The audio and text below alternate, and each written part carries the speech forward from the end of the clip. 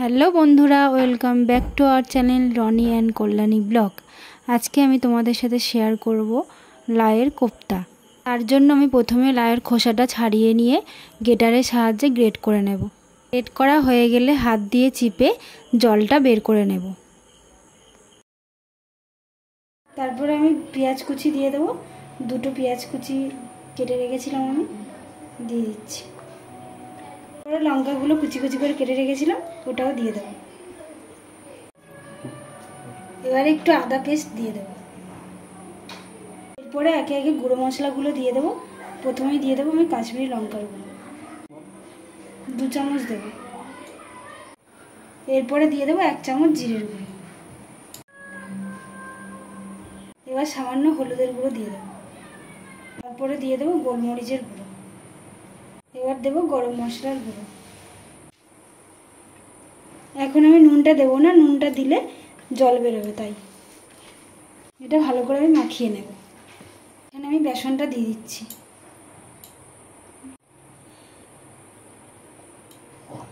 বন্ধুরা, তোমরা তোমাদের পরিমাণ মতো এখানে বেসন দেবে। আমি এখানে মেখে দেখে নেব বেসনটা কতটা লাগবে আমার। এবার আমি এখানে 2 চামচ মতো নুন দিয়ে দেব।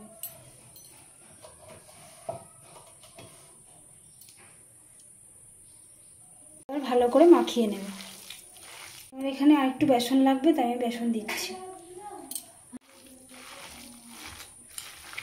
বন্ধুরা, যখন দেখবে একটু থিকনেস চলে এসছে, ভাববে ব্যাটারটা মাখানো হয়ে গেছে। এবার আমি একটা একটা করে গোল করে একটা প্লেটের মধ্যে সাজিয়ে রাখবো।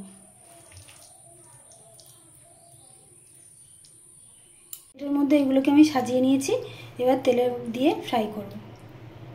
এবার কড়াইতে আমি তেলটা দিয়ে দিচ্ছি। লাউয়ের কোপ্তাগুলো দিয়ে দেবো। তারপরে দেওয়া হয়ে গেলে গ্যাসটা লো ফ্লেম করে দেবো।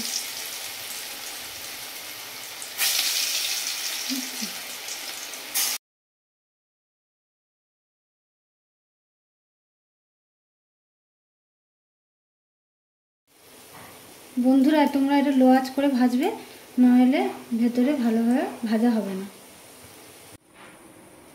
ভাজা হয়ে গেছে। এবার এইগুলোকে আমি একটা পাত্রে তুলে রেখে দেবো।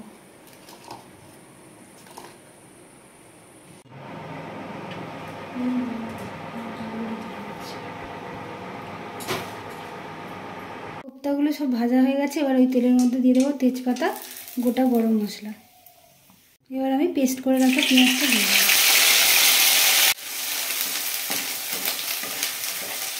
ভালোভাবে পেঁয়াজটা ভেজে নিয়ে আদা রসুনের পেস্টটা দিয়ে দেবো।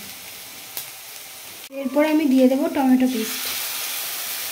বাটির মধ্যে জল নিয়ে এবার আমি গুঁড়ো মশলাগুলো দেবো। এর মধ্যে আমি লঙ্কার গুঁড়ো দিয়েছি, তারপরে দেবো জিরের গুঁড়ো,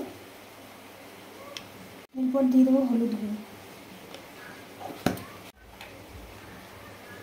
তারপরে দেবো ধনের গুঁড়ো। তারপরে চামচ দিয়ে মিশিয়ে নেব। তাহলে গুলে রাখা মশলাটা আমি দিয়ে দেবো।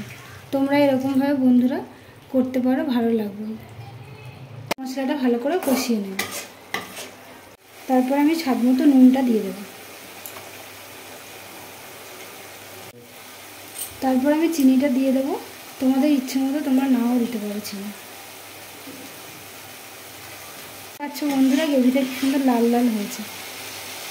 এটা ভালোভাবে কষা হয়ে গেলে এবার আমি একটু সামান্য জল দিয়ে দেবো। বন্ধুরা, আমার মা যখন রান্না করতো তখন মশলা ধোয়া জল দিত। মা বলতো যে মশলা ধোয়া জল দিলে নাকি রান্নার স্বাদটা খুব বাড়ে। এবার একে একে কোপ্তাগুলো যে ভেজে রেখেছিলাম ওগুলো আমি দিয়ে দেবো। বন্ধুরা, এটা বেশি ফোটাবে না, ফোটালে ভেঙে যেতে পারে। আরেকটু জল অ্যাড করছি গ্রেভিটা বাড়ানোর জন্য। ওর থেকে আমি একটু গরম মশলা ছড়িয়ে দিচ্ছি। আমি দেবো লাস্টে একদম একটু ঘি দিয়ে দেবো। ফোটানো হয়ে গেছে। এবার নামিয়ে নিলেই রেডি আমার লাউয়ের কোপ্তা। বন্ধুরা, তোমাদের এই রেসিপিটা কেমন লাগলো? ভালো লেগে থাকলে লাইক করে দিও, আমার চ্যানেলটি সাবস্ক্রাইব করে দিও, আর ফেসবুক থেকে দেখে থাকলে আমার পেজটি ফলো করে দিও। আরও নতুন নতুন রান্নার ভিডিও দেখার জন্য আমাদের পাশে থেকো। দেখা হচ্ছে আরও অন্য কোনো ভিডিও নিয়ে। তখনের জন্য ভালো থেকো, সুস্থ থেকো।